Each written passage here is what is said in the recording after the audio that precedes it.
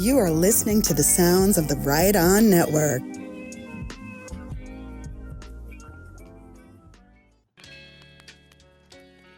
Hello and welcome back. This is episode 14, 30 Minutes to Get Back, the podcast where we cover Peter Jackson's docuseries Get Back 30 minutes at a time.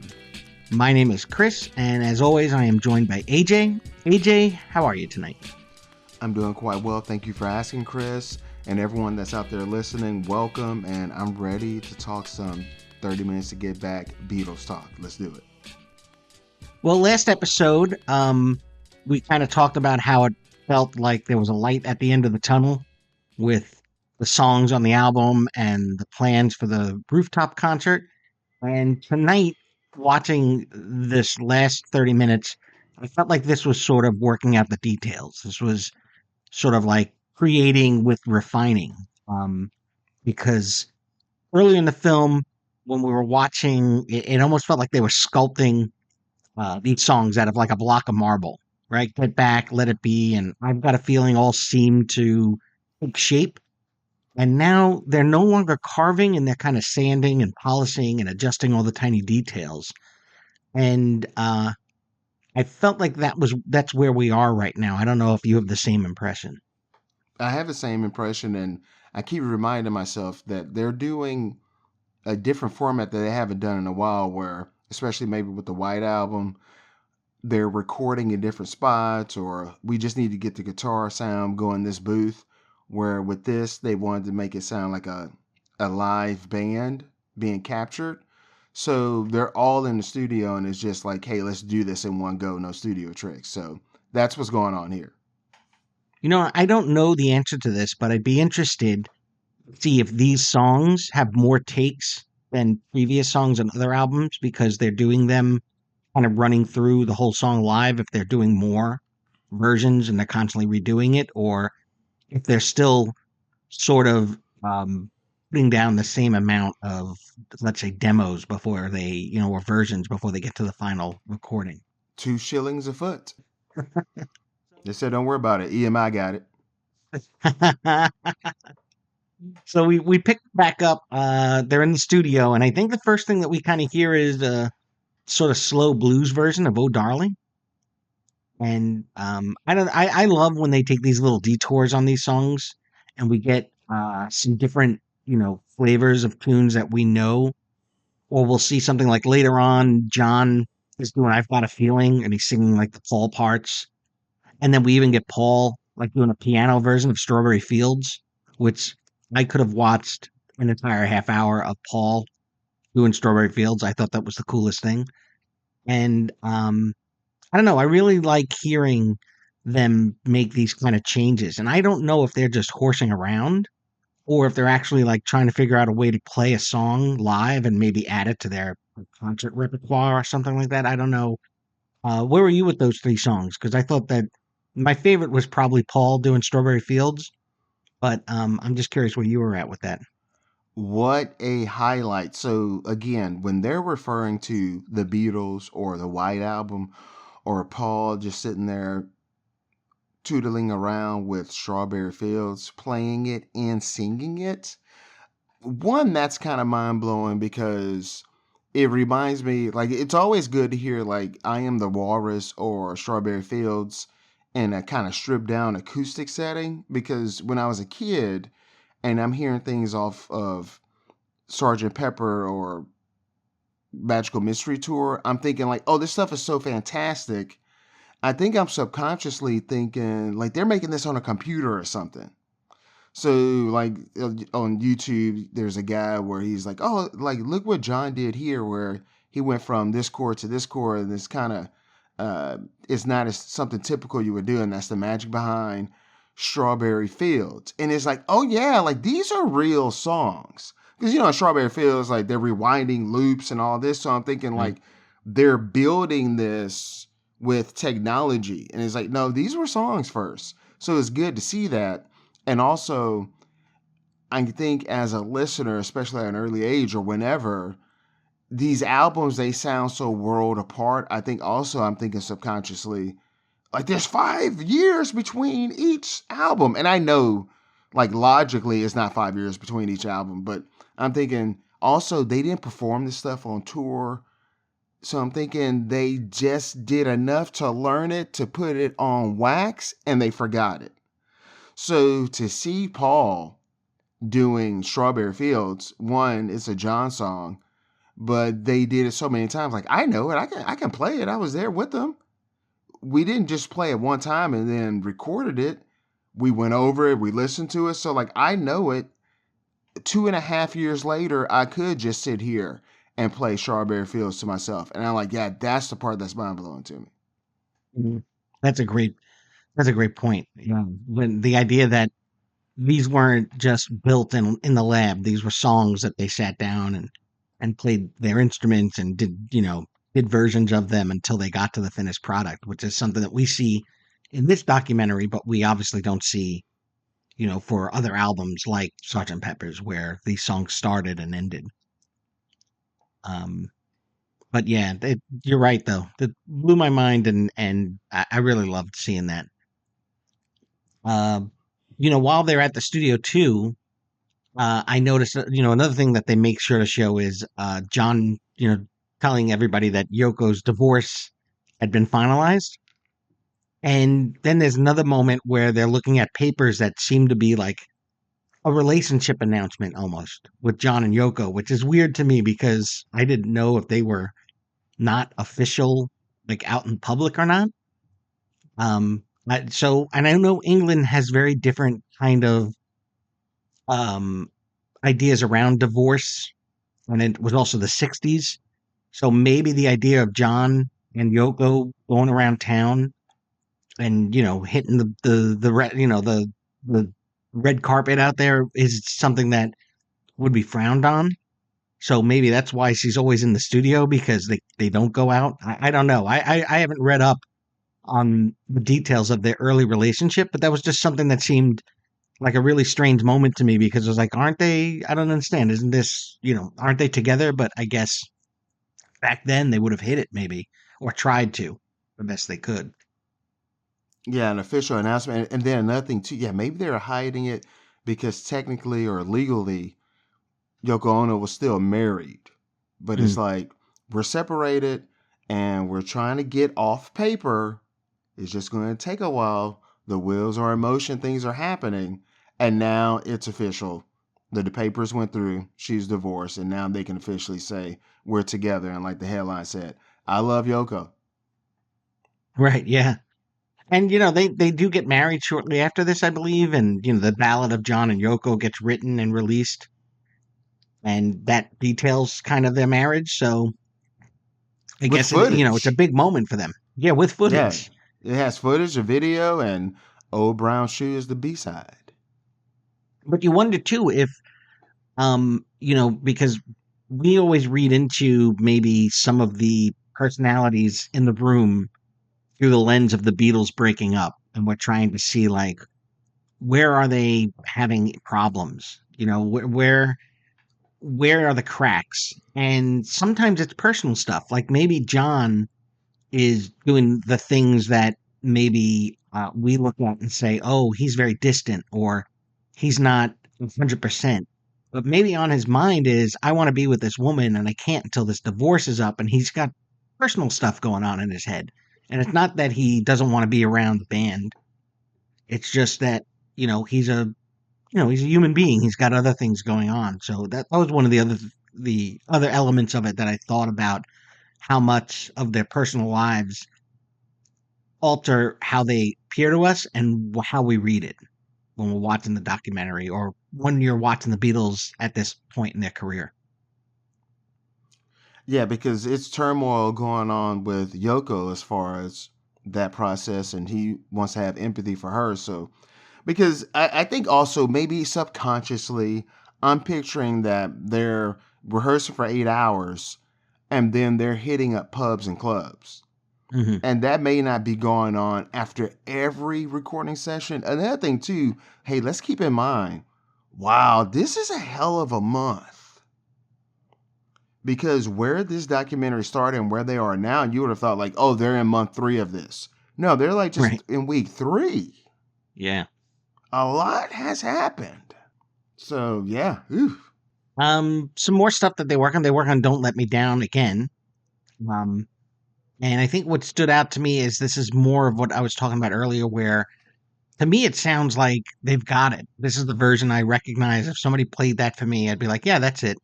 But they're still kind of changing the lyrics. They're adjusting their vocal phrasing.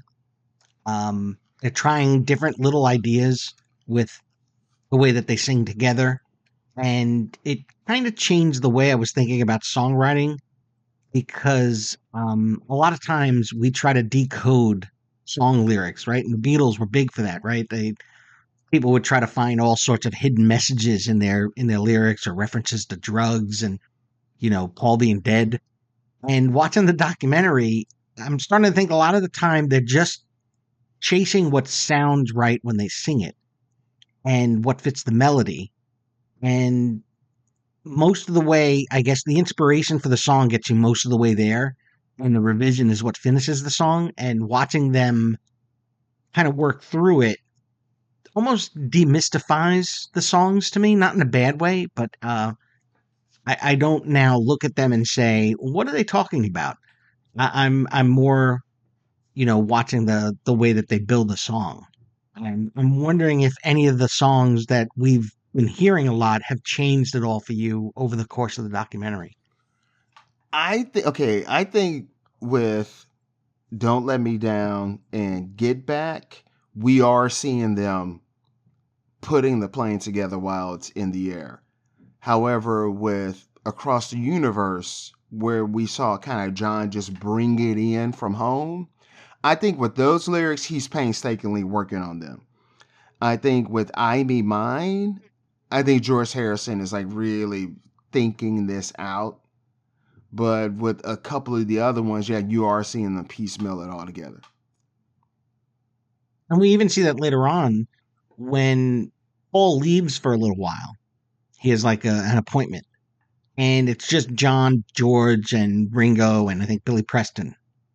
And they're talking about what song they should try next. And John says we should do one of George's and try to get that down.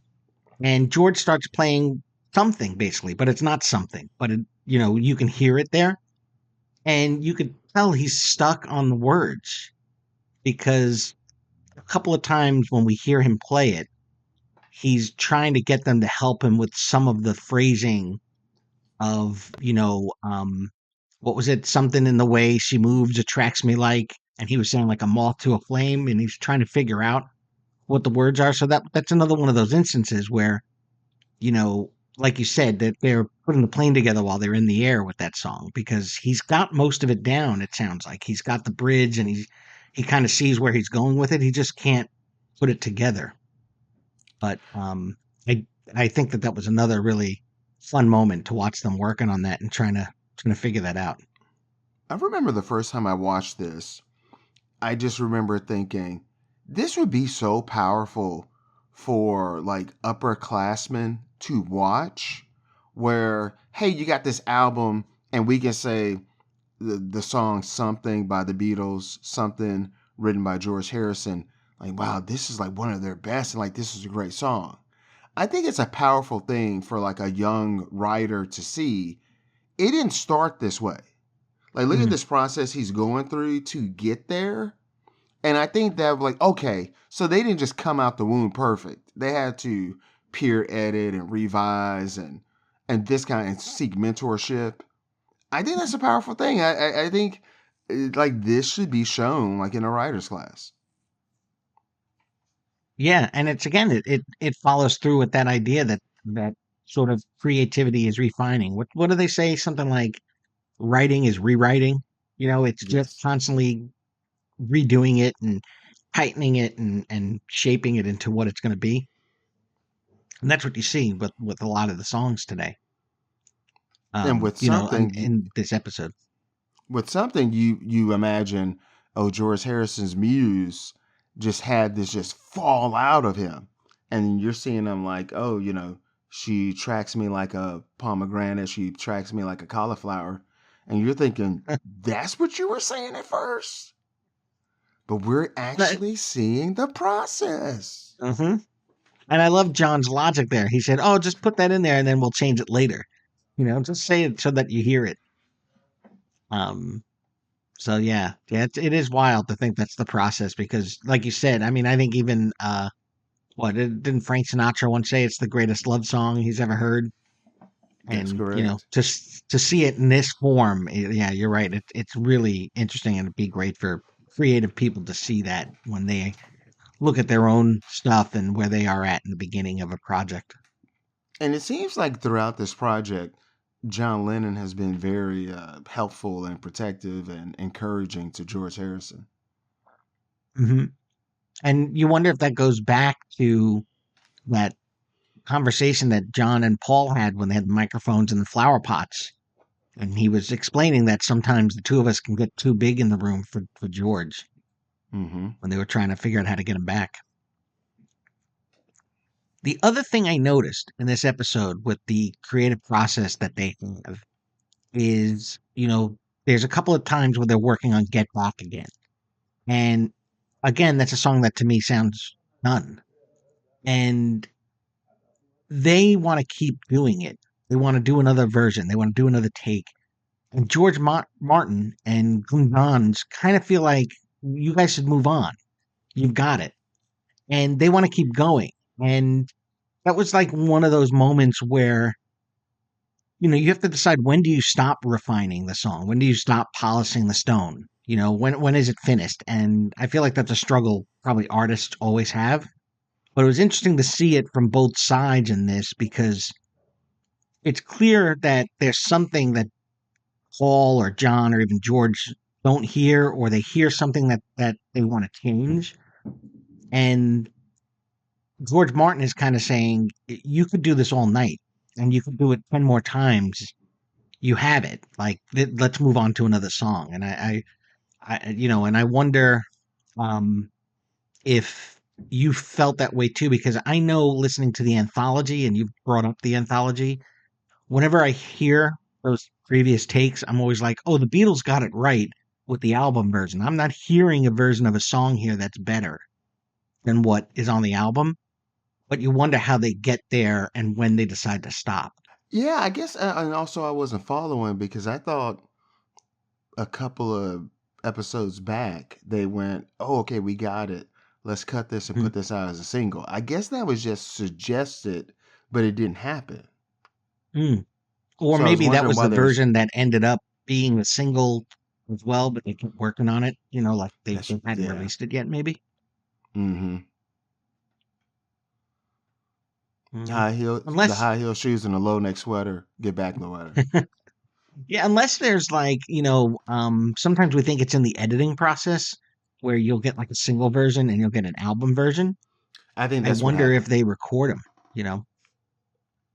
because there's two versions of "Don't Let Me Down" that are released, and I think it may be one that's on that or yeah, I think there's two recorded versions that's out there and they're official of "Don't Let Me Down." Mm. Well, I know later on, I think a card comes up because they do a version of it in the studio in this section, and it says that it gets released as a B-side, That's right. but and which is crazy to me. I think it's the B-side to Get Back, but I could be wrong. I think so too because I can't think of anywhere else where it would be. Mm. And so, And it like is for crazy to it, me to think that "Don't Let Me Down" is a B-side when it's, some bands would, their entire album would be focused. That would be like the focal point of an album, a yeah, song that good. and especially with them working on that for so long. But then again, we are getting edited down, pared down versions of their day. So, like out of Mm. their full day, and I'm thinking again, they're putting in 8 hours. We're maybe seeing 40 minutes of that one day. Mm. So, Yeah, so who knows? Yeah, you're right. That we're just seeing what probably is the 10th time they've done something, and we're seeing it for the fourth time.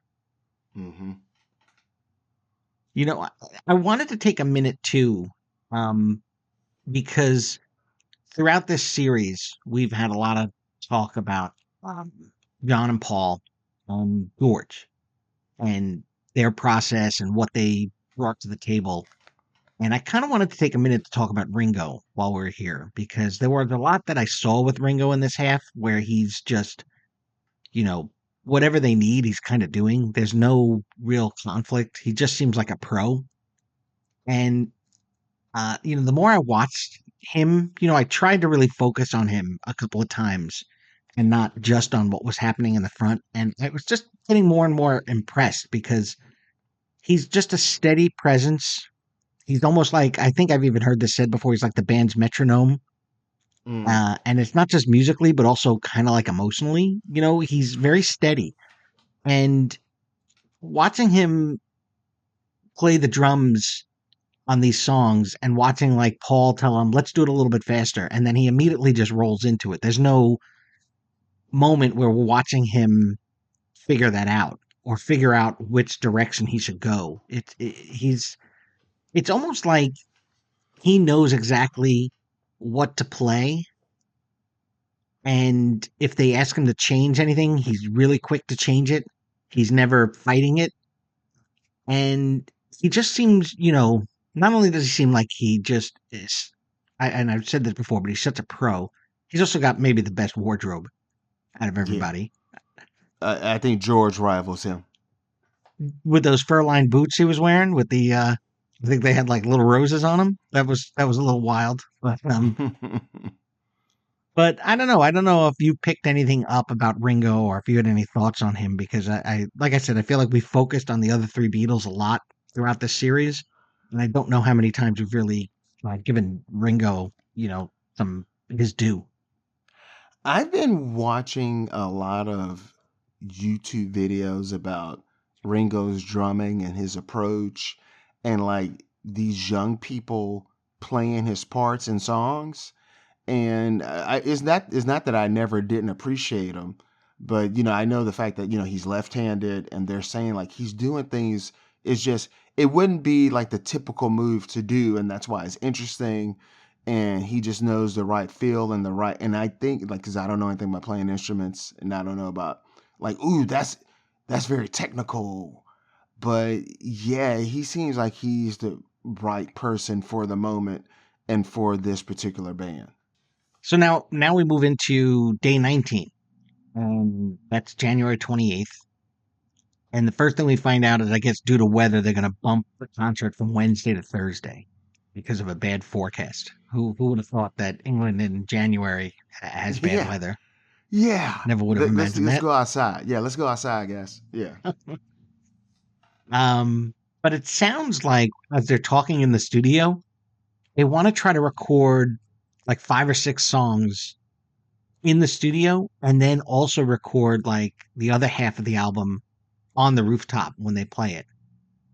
So it's almost putting those ideas together that they had earlier in the documentary, where they would do a live performance of the album and that would be the album. And it sounds like they're still trying to figure out how to do that, which is I thought was very interesting because again, they're kind of like working out, how are we going to do this and what is the plan. And I always forget that there are a lot of versions of songs that we hear on albums as B-sides or on compilation albums that do come from the rooftop concert. I remember the version of Don't Let Me Down that you hear live, or the Yes. the Getback version, right, where with the famous John Lennon joke at the end. And I don't know, have you been thinking about that as we're leading into the concert, that some of these songs are going to be a live version of it from the roof, or I mean, I feel like I hadn't really thought about it until they were talking about it. Oh yeah, I've been thinking about this whole time because I remember when I first learned that knowledge that some of the rooftop performances make it onto the official album. I didn't know that. So I was like, wait a minute, what? And we got a couple of during this 30 minutes of, and that was the take that made the album. I'm like, oh my gosh, we just witnessed it. Because again, they're not doing punch-ins. They're not doing, hey, you didn't get some of these notes right, go back in the studio and play them over. No, it's just a one-take Charlie. So it's like, wow, we just captured that moment. Listening to the songs, I don't know how much of an influence they were. They did have a couple of albums out by this point, but I kept thinking of the band, like the Last Waltz, band. Mm-hmm. And I keep thinking about like how a lot of these songs sort of feel like spiritual cousins to music that you'd hear from the band. And I was, as I was listening to them do like Don't Let Me Down, I was trying to figure out, was there any kind of influence on them from this music happening, coming from that group or coming from America at the time? It was a lot of English bands at this time, probably just all throughout the 60s, doing like soul stuff. Mhm. And now, because I remember thinking, like, why were the Beatles being so muddy at the end and soulful? And it's like, no, it wasn't in a vacuum. This was something that was going on. Mm. So, It's almost like everybody in the music industry was coming out of the psychedelic haze towards the end of the 60s and when going back to the blues. yeah, we Yeah. talked about that, how enough time has gone by where you can get nostalgic and reach back. And Hmm. you reach back 10 to 12 years. And boom, there's Chuck Berry and there's some blues stuff. And then which had me, and then we watch him working on Old Brown Shoe again, which is, one of those pinnacle kind of looking back songs. But I had a lot of fun watching. I guess George was kind of struggling with the chord changes and he was trying to work it out. And I feel like all of a sudden he's like, you know what, Billy, just do this. And then because Billy Preston walks over and again, it's one of those moments where you're like, man, this guy's a pro because he just jumped in and was just hitting it.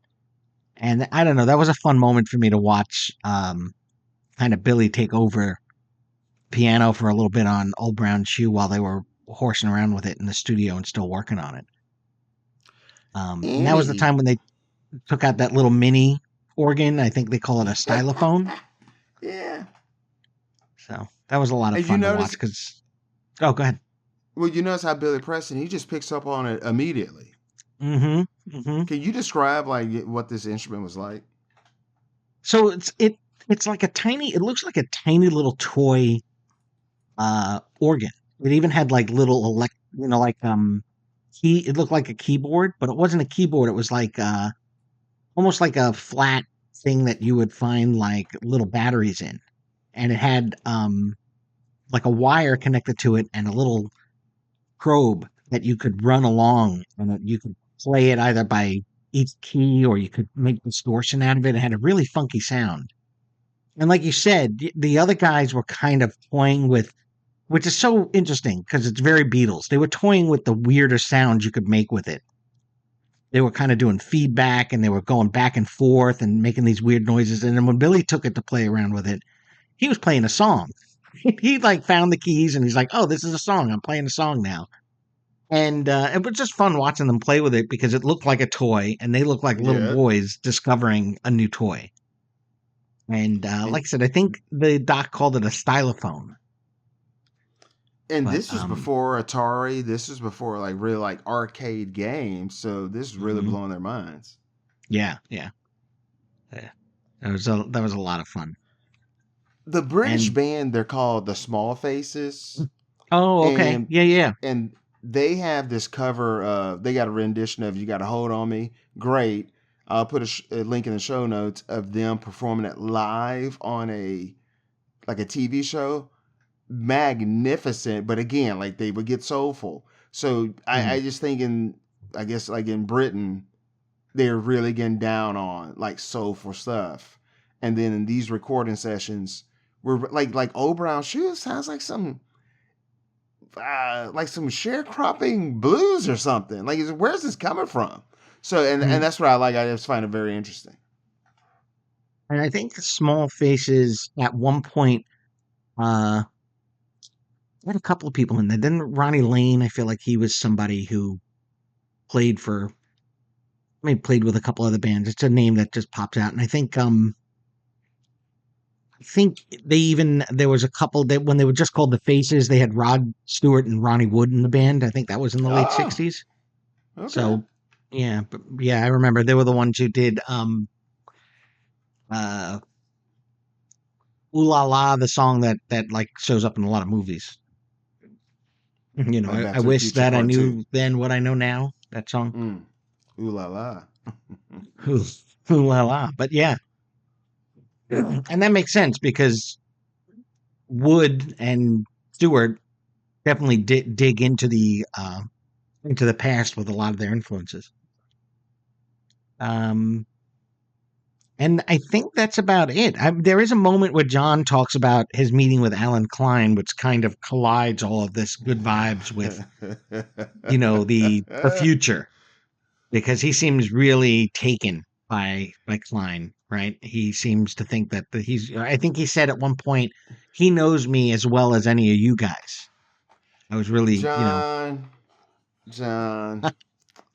Yeah, that John and Yoko One documentary, it seemed like they were on the take on a lot of stuff, and it's like they needed to be protected yeah.